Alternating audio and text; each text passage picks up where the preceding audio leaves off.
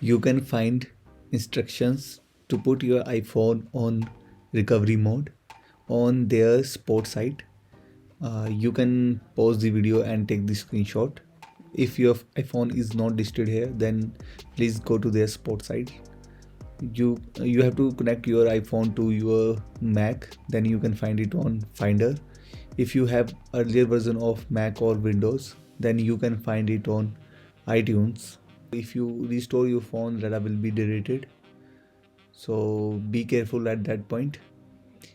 Only update or restore your phone directly from the iTunes or Finder.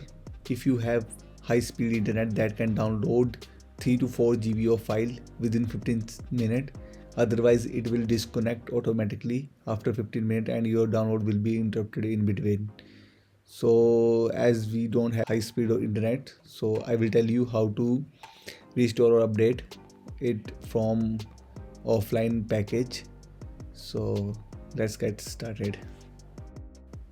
Download latest version of IPSW file for your phone from ipsw.me.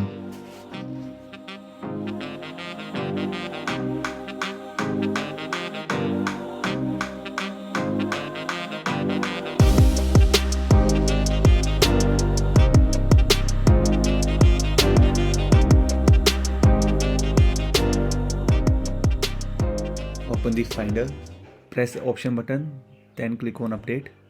It will open browser, then click the IPSW file, then open, then update. You can update it from here or you can restore the same way.